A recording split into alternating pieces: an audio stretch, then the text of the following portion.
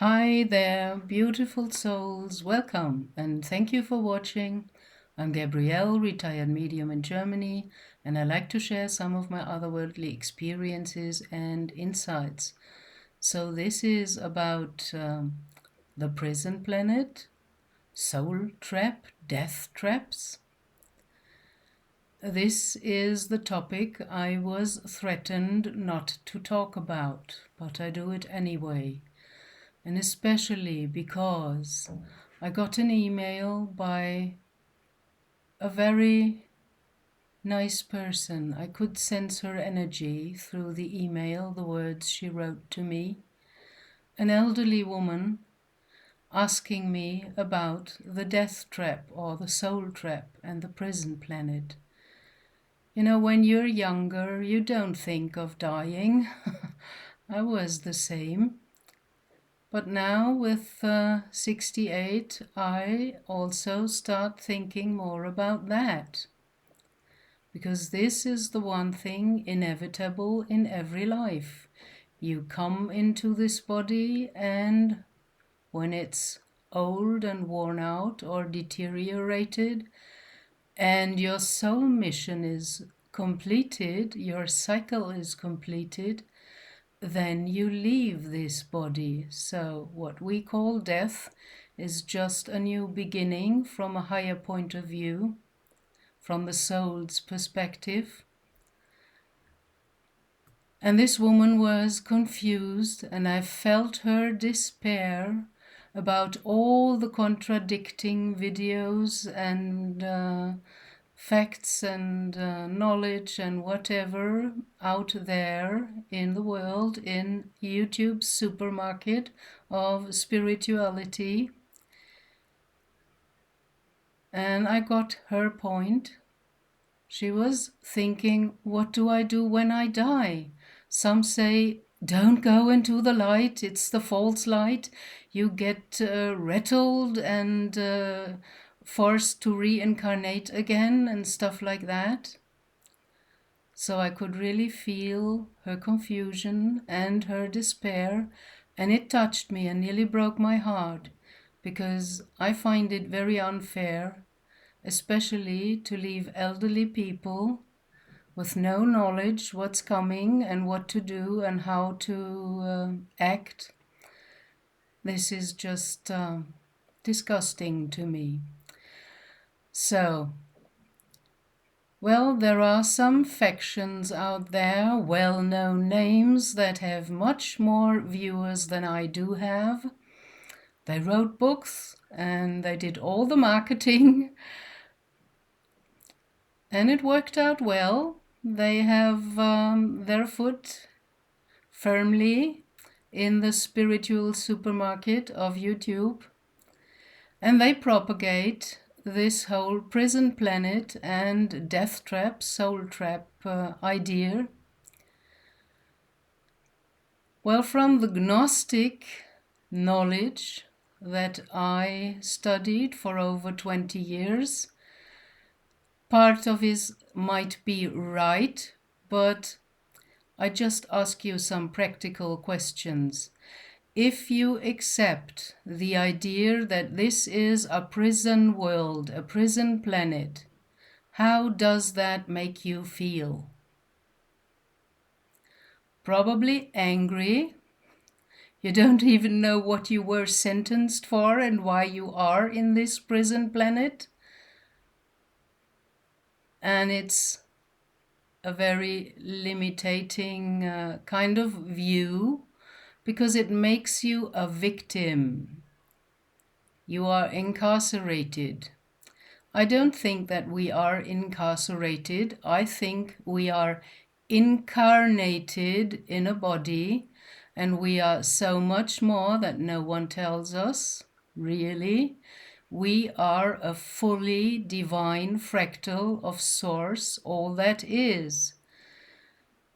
Our soul is connected to this body vessel via the heart, and we are here, like the Hindu knowledge also tells us, as a soul to have experiences. And as this world is created in duality without polar opposites, there cannot be creation.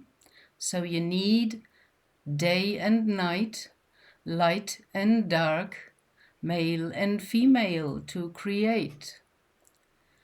But if you only think this is a prison planet, then you kind of condemn yourself to a very, very limited and poor worldview that makes you feel bad and angry, and you want to rebel or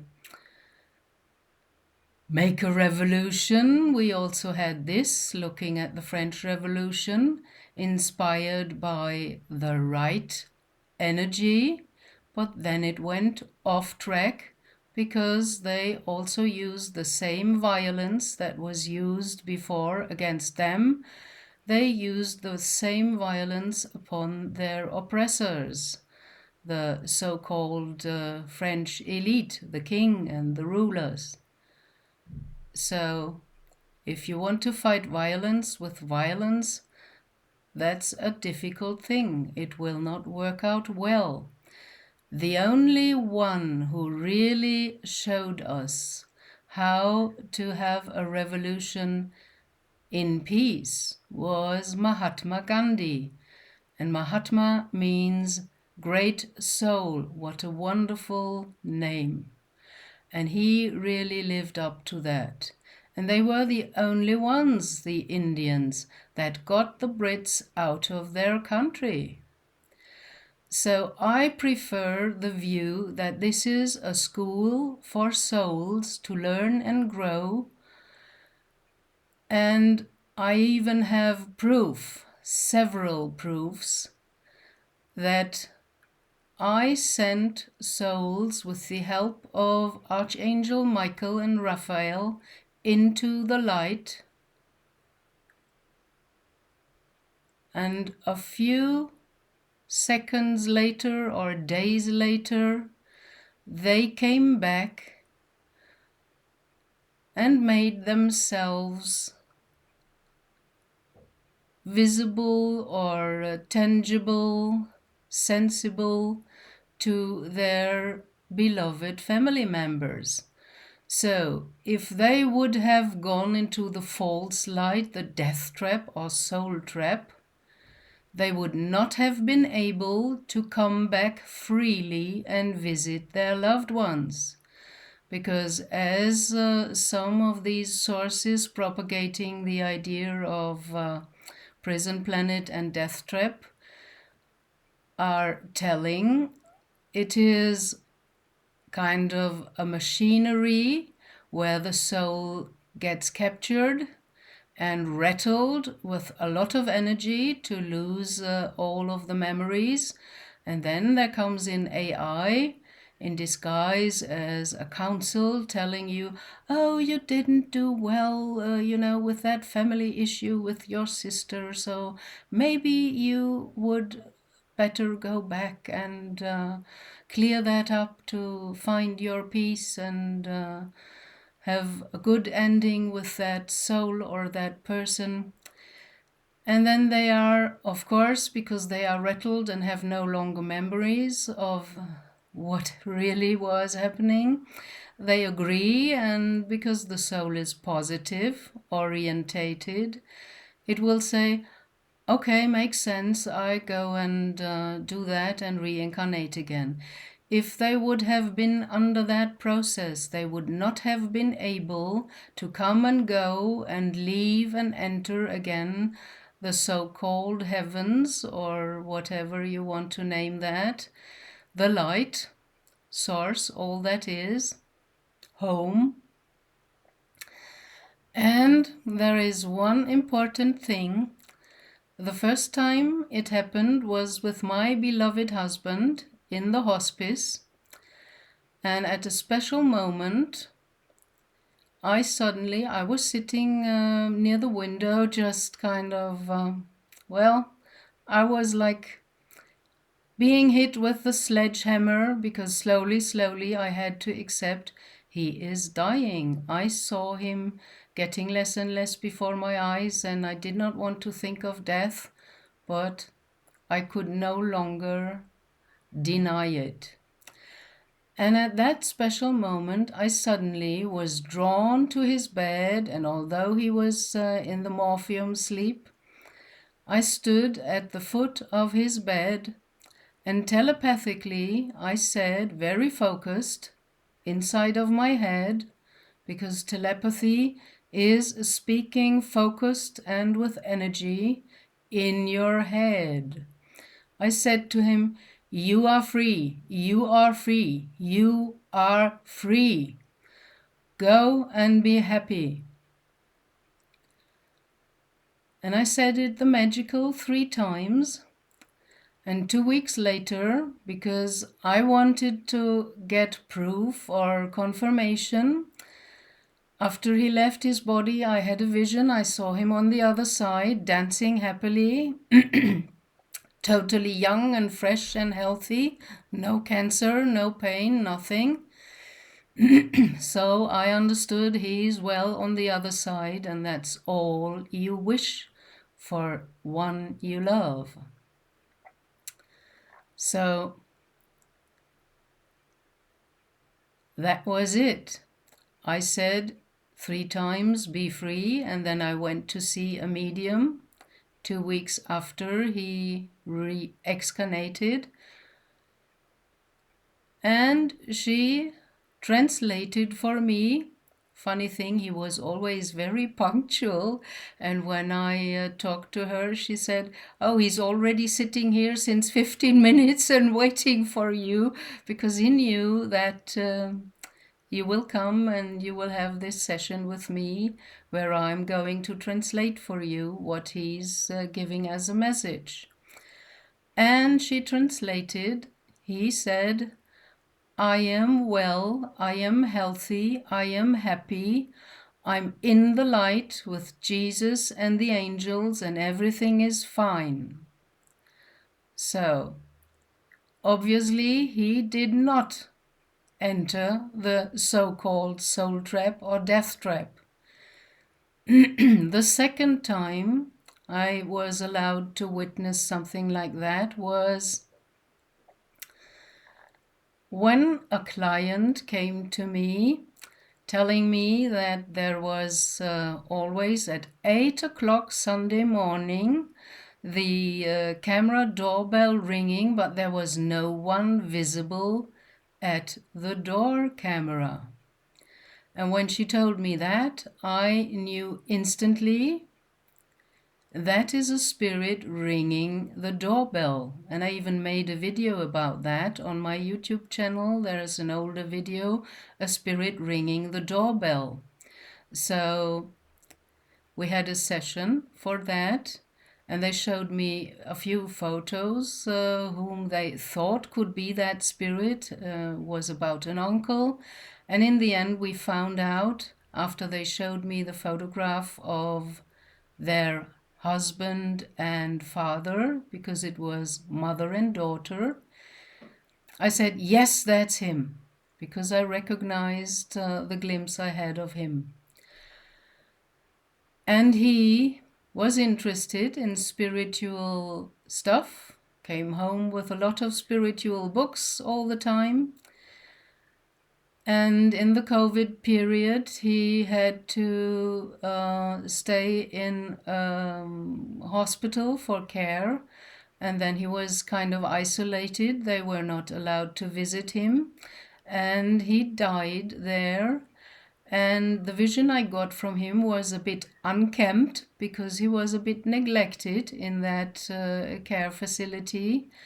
And they even, mom and daughter, felt kind of guilty, although it was not their fault. It was the COVID thing, trying to interfere with our social life and putting restrictions onto contact. So it was their dad and husband.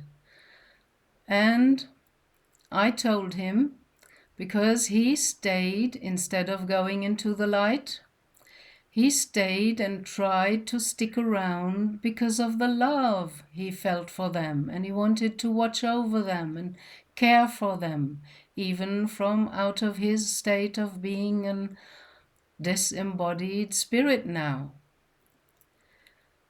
And I got the misunderstanding in there, and I told him, if you stay like that on earth, you will weaken with your energy, and some spirits then go astray and try to steal energy from the living. You have to go into the light, because then you are free to come and go as you like, and then you can come back to your family, your loved ones, watch over them and care for them with all your might and power. And I asked for Archangel Michael and Raphael to accompany him to the light. So I don't do this on my own, sending souls into the light. I trust into these two, for me, very true addresses like Archangel Michael and Raphael. And they came, and he went with them, and boom, he was gone like a rocket. And just a few days later, he made himself visible, or better, tangible, to mom and daughter in their flat, because the light bulb started flickering and he was messing with electronics and the computer and electricity. That's like in the movie Sam the Ghost, where Sam on the other side, in the beyond, has to learn how to touch and move things here on the material side. They cannot use their hand any longer to touch a mug, because the hand is going through the mug, like it is shown in the movie, very truly. Hidden messages and truths in movies. Because on the other side, without the dense body, he is in his subtle body, his etheric, astral, and mental body, which has a higher frequency, is less dense, so they are not able to touch a mug or touch anything here in this world. It just goes through the dense matter. And he was back, and he showed them clearly that he's there. And, well, they're trying to understand his messages. This is a process in itself. You gotta learn that. I had to learn that as well.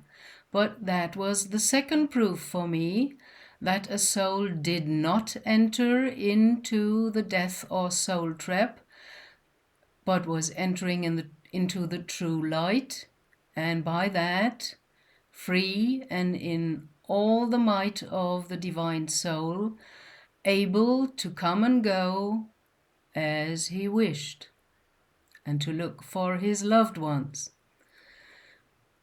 And the third proof I got was with a client that came to me in a very stressed out situation, where her husband, and they were already also elderly people, was in care, and it did not look well, and she was at home with a lot of work, and she was worried about him and didn't know whether she should leave him 1 week longer in care, so that at least she at home does not have to care for him, but can do all the work in the house and around the house, in the garden, and so on. And I got the impression that his soul was ready to go, so I told her carefully not to freak her out or shock her, but she wasn't that shocked.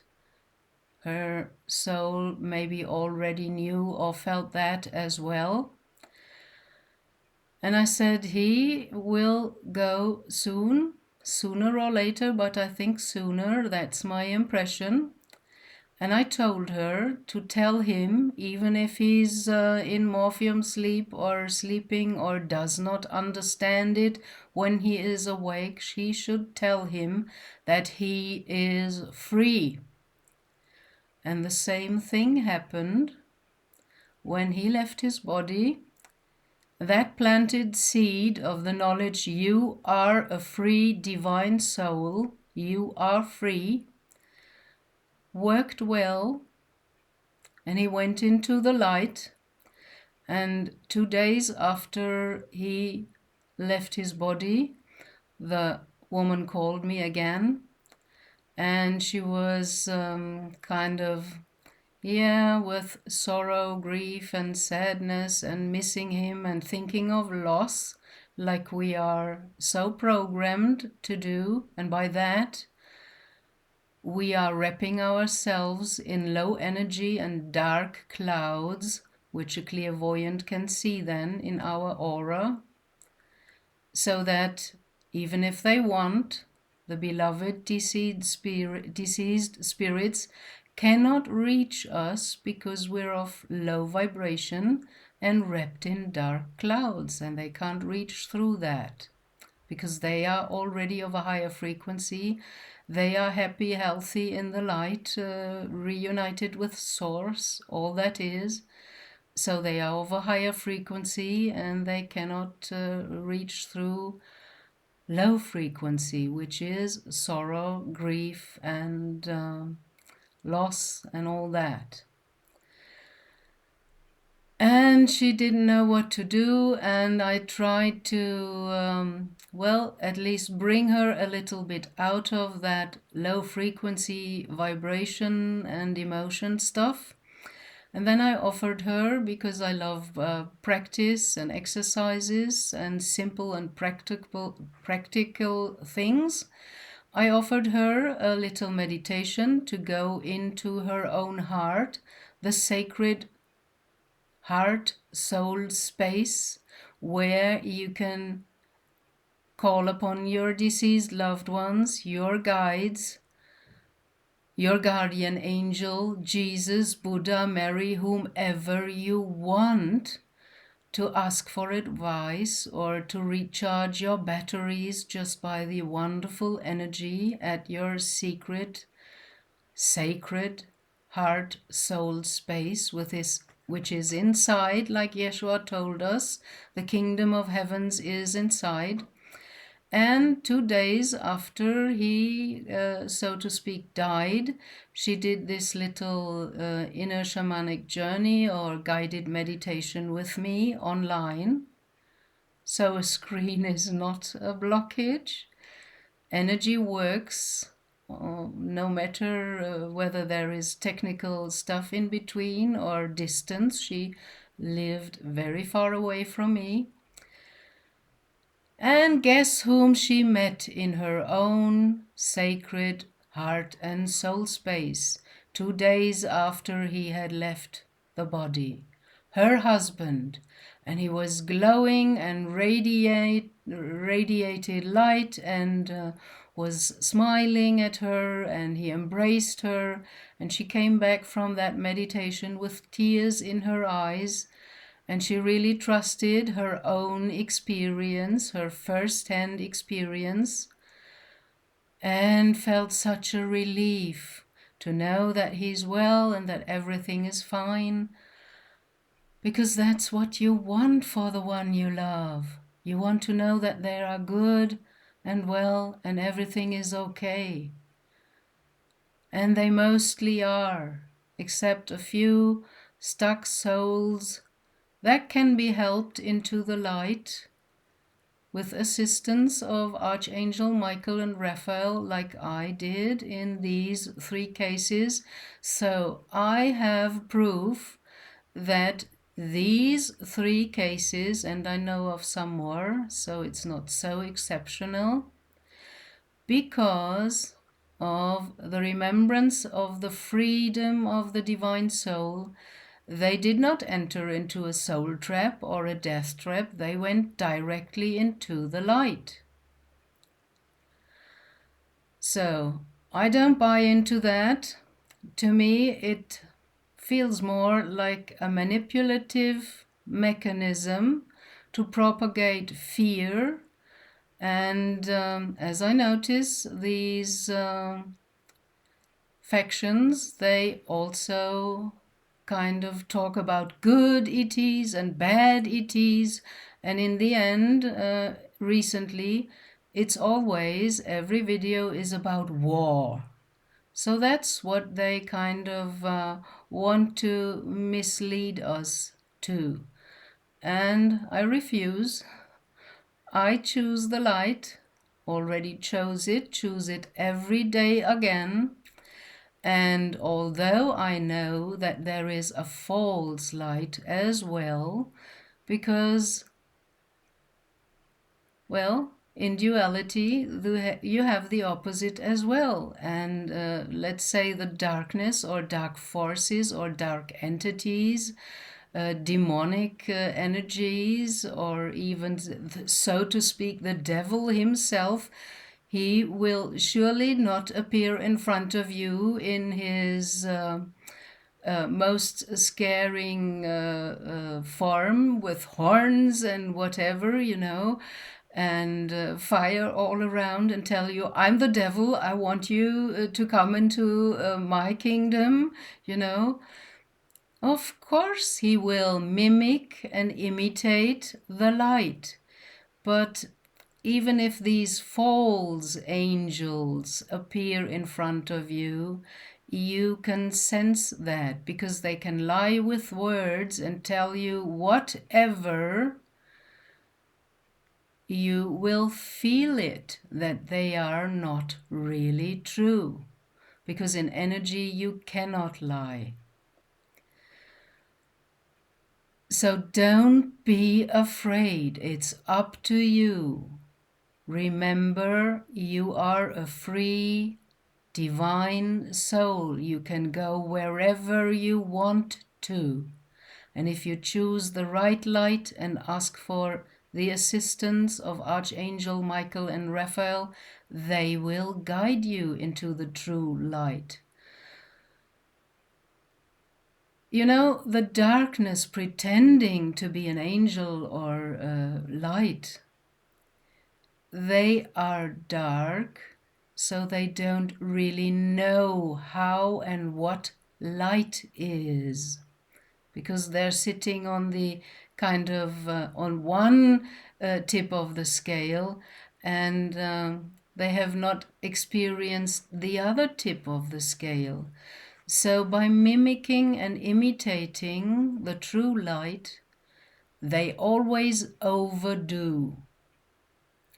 They shine too bright so that it's hurting your eyes. They are showing narcissistic or sociopathic behavior and language. They will smear you with honey and love bomb you, and then they will want something from you. They will want you to do this or go there. And true light never, ever does that. They respect you and your free will, and if you ask for it, they assist you. The dark, pretending to be the light, will always force itself upon you and will disrespect your free will. That's how you can easily discern them. And they will overdo, they will exaggerate, they will do too much, and then they will want something from you. If they make you do, think, or say things you would normally not, be careful and just say stop and no, go away. I don't want you. Because these are the kind of tricks of the trickster energies, because there is, of course, in duality also always a positive and a negative. And I'm not going into this judging good and bad, because there's a whole dogmatic morality attached to that. And it wasn't meant You can only decide what is good for you and what does not feel good to you. And everyone has to do that for him or herself. So that's why we are so different. Your neighbor likes stuff you don't like, and it's okay. It's all but just an experience to find out what you really want and what you prefer, and then follow what feels good for you and what you prefer. So please don't be in fear or confused. There is real true angels, there is real true light, and there is a real true heaven where you can go to if you wish so. You are not the victim in a prison planet, and you are not the victim that has no other choice than to be forced into reincarnation by the soul trap or the death trap.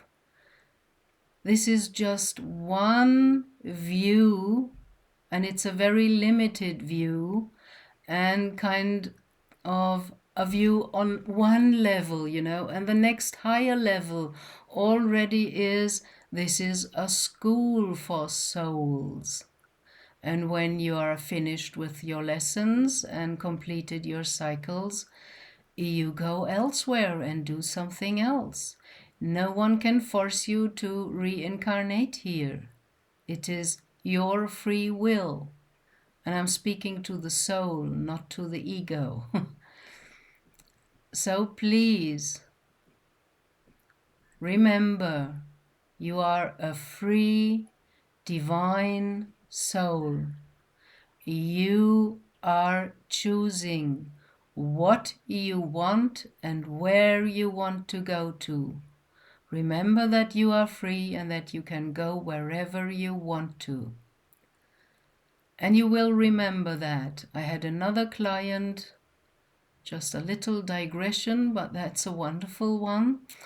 Her mother recently died very suddenly in Africa, and she did not believe in all of this. But because her daughter did, her daughter once told her about the afterlife. And when she came to me and wanted a session to have contact and know about her deceased mother, I saw this African mother, the lady, sitting kind of on a throne, proud, and she was shining full of light. And she said, "Thank you that you told me that about the afterlife, that I can go freely wherever I want to, although I didn't believe it while I was in the body and you told it to me. When I was on the other side, it made sense and it helped me to make the right choice."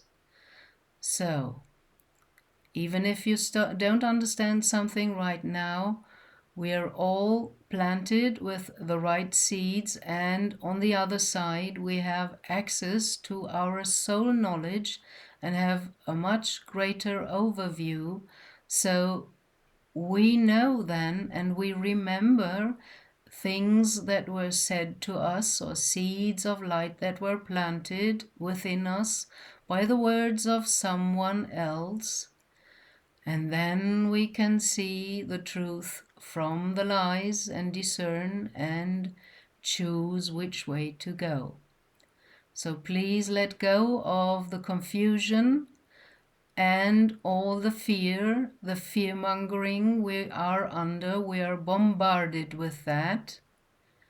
So it's very necessary to slow down, go inside, breathe deep, in through the nose and out through the mouth, the right way of breathing that connects you deeper with your bodily vessel and your heart, and focus on your heart. There's the connection to your soul, and ask for your soul's advice and help. Asking is what opens the door in spirit world. So, this is what I wanted to share today. And even though I got threatened not to talk about it, I took a step back then when it happened, because it freaked me out a bit to be threatened, you know. I'm just a little channel with nearly 8,000 viewers, and what do they have to fear from me? That's kind of ridiculous to me.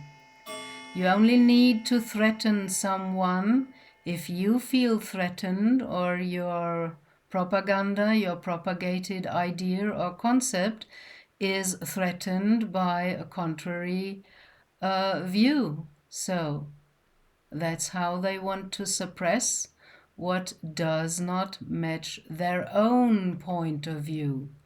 And I can only inspire you to find your own view and not get manipulated by all the propaganda, even the spiritual propaganda that is out there. And I'm sure a lot of mediums are probably good people and they want the right thing, but they don't really know whom they are channeling. There is AI, and I can sense that when I sometimes click onto a video and a channeler is giving some kind of message from whomever. I can sense that it's AI, I can sense that it's false, and I just delete it and listen no longer, because usually they are these AOL people, and that does not mean the internet provider. That's what remote viewers call the analytic overlay. That's the front loading from the frontal lobe, where we view everything through the male rational left side brain half and miss out on the right brain half, which is the female intuitive holistic. And intuitive means you get more information than just by logics. So they only hear the words and they go with the meaning, and then they start fighting over the words and the meaning, and they miss out on the energy. And if there is no energy that I can sense coming through that person channeling whomever, and surely that person believes it's channeling angel whomever and whatever, you know, or a source itself even, or ascended master so-and-so. There are people out there who channel the trickster energies, and they fell for it themselves and they don't even know.